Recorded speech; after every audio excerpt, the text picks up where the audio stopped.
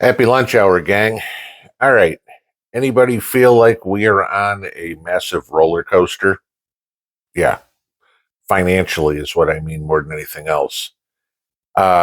If you have paid any attention to what's going on with the dollar, in the last 3 months, but significantly today, the dollar is getting weaker and weaker and weaker.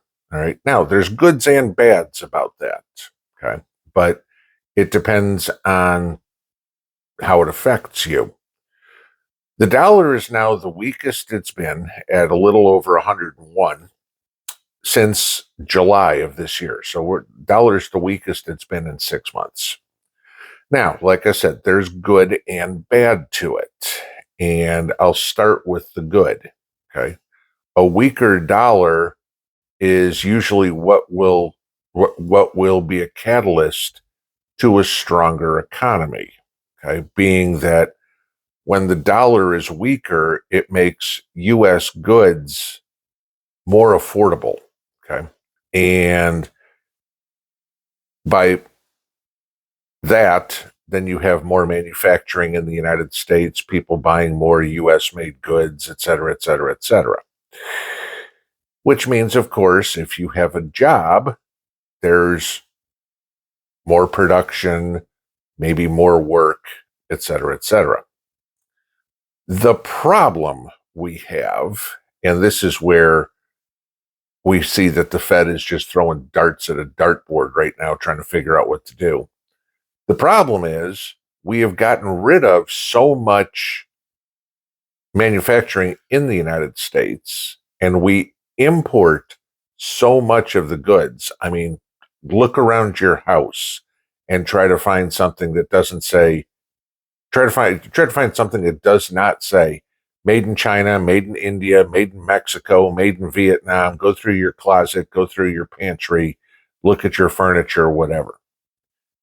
The problem when the dollar gets weaker is all those foreign made goods get more expensive.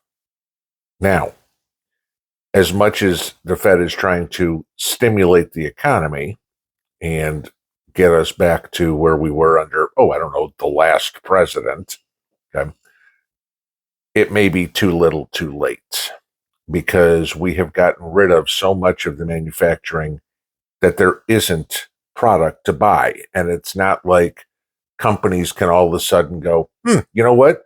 We'll start manufacturing here next week because we're now more competitive. Factories don't build themselves over a weekend. You can't even retrofit a factory in a short period of time.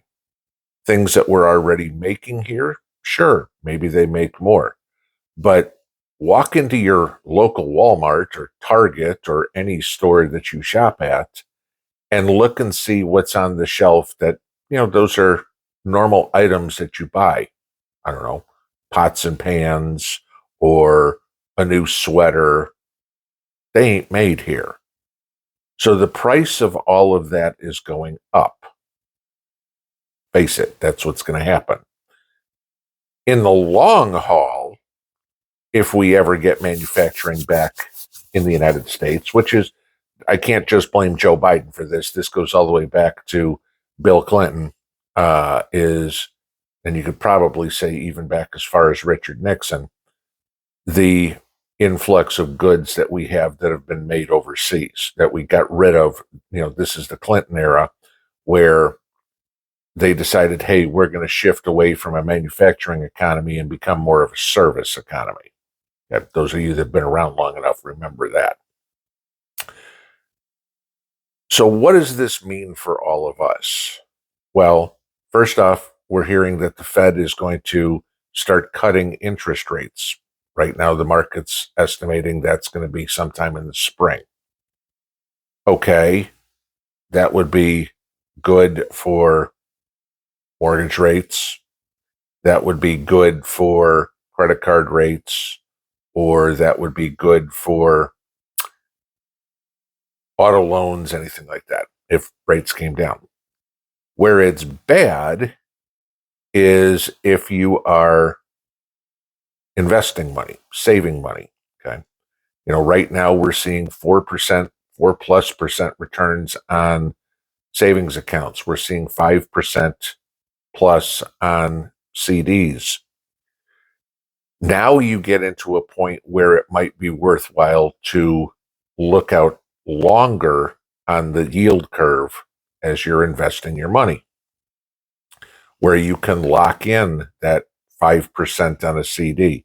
I know for the longest time you've heard me say 6 months to 9 months is as far as I'd go out. Okay.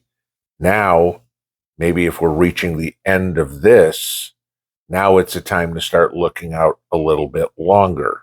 I'm not saying go out 10 years or 20 years or anything like that.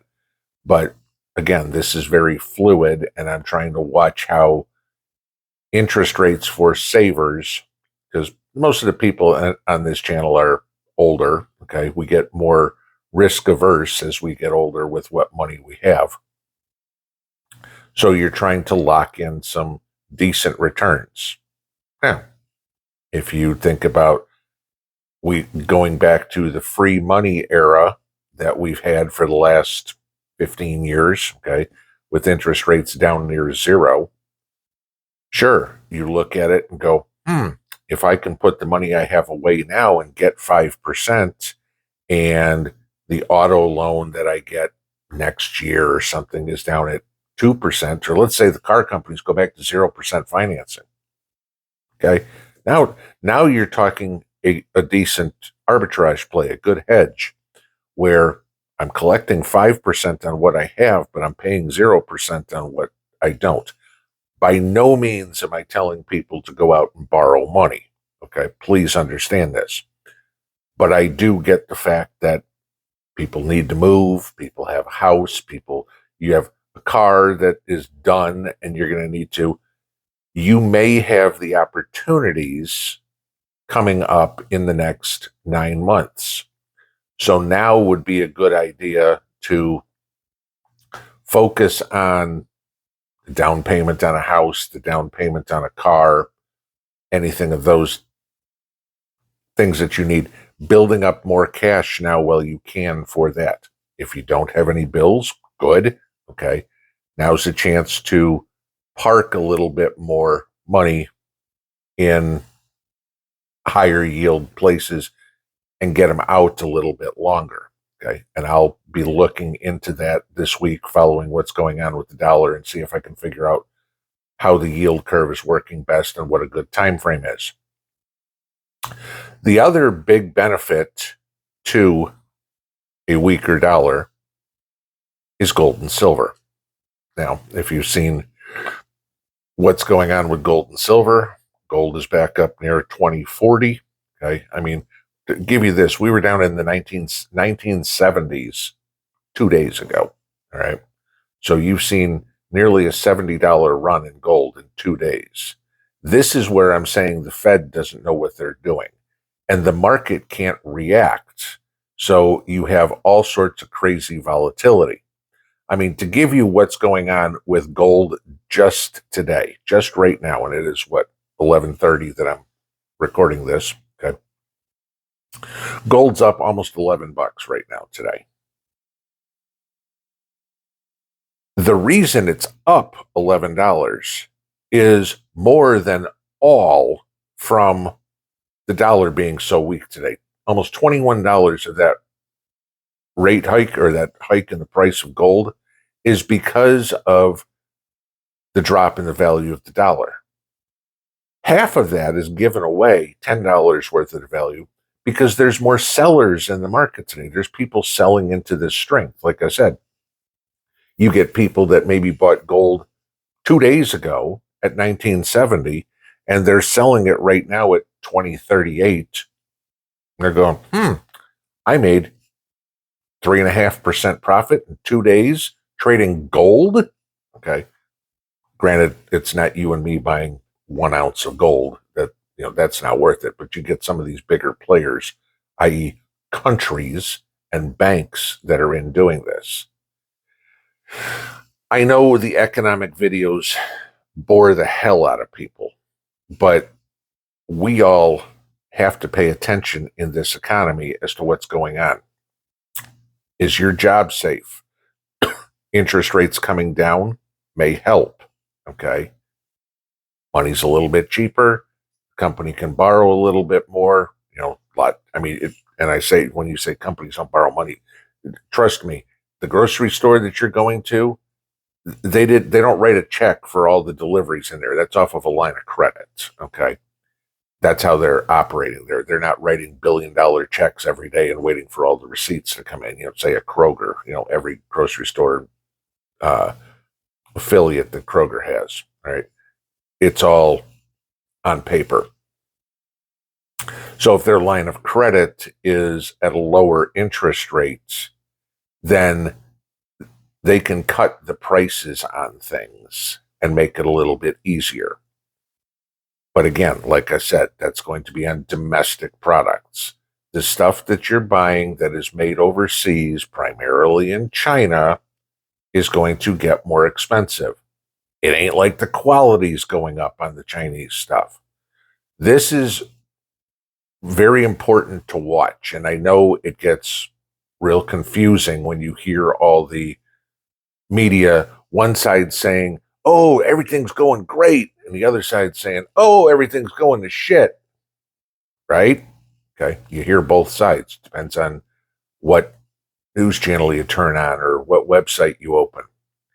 I want to explain to everybody there are pros and cons to both of it, both sides of how interest rates move and what the effects are. So, interest rates coming down, if you work for an American manufacturer, that's a good thing. Okay. If you're a retiree, a saver that has money in the bank, maybe not so much, because this is what you want to realize. Use small numbers just to make it easy here. You got $1,000 in a savings account. It's going to earn you about $40 in interest a year, right? Okay, $40 in interest, great. That pays half an electric bill or something, great. But if what you're buying are Chinese products and those prices go up, that $40 is worth less and less and less. Confusing, yes. I'm trying to explain it as simply as I can in a short period of time so you guys aren't watching 3-hour videos.